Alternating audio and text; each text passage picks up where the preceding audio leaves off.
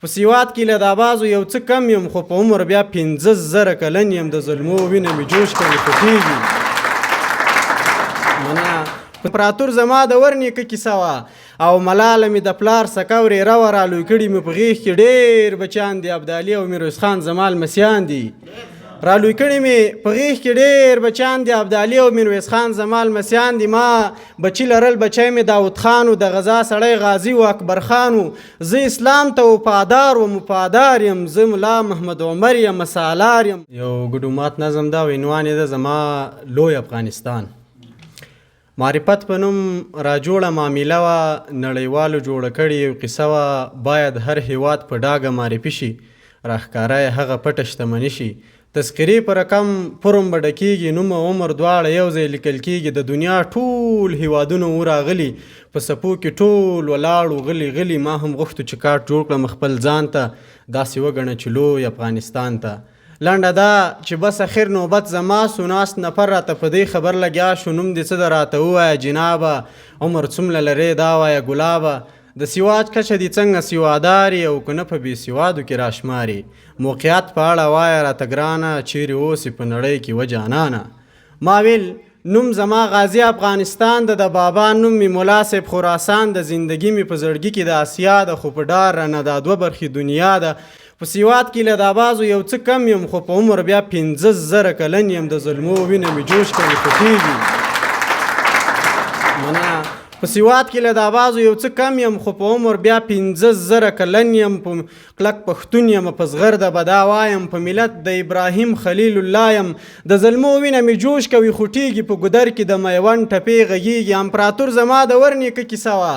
او ملاله مې د پلار سکورې روه رالوی کړي مې په غېږ کې ډېر بچیان دي ابدالي او میرویس خان زما لمسیان دي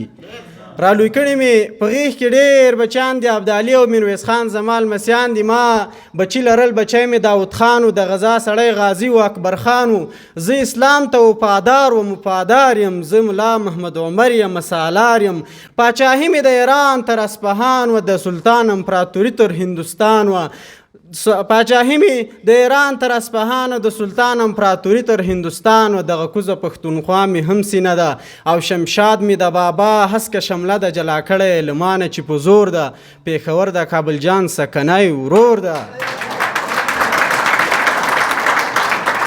مننه پاچاهي مې د ایران تر اصفهان و د سلطان امپراتوري تر هندوستان و دغه کوزه پښتونخوا مې هم سینه ده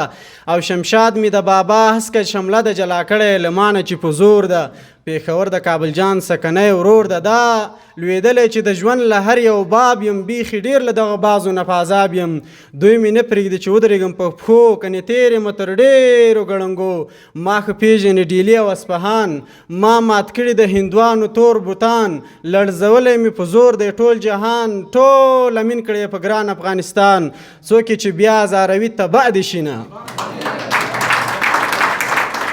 مننه دو ټپیزې به کډوال وروڼو ته ډالۍ کوم چې زما پښتونه قامه واوړه په سپین بولدک باندې راواوړه د خپل سرونو امان راوړه په تورماچو دی بلا واوړه ماجره یاره انتظار ولاړه یم او چې زه او ته سره جوړه شو ورو ورو به یو تر بل تازه شو تر کشتېپې به بدرګه شو پاس په ماهیپر به په ټپه سو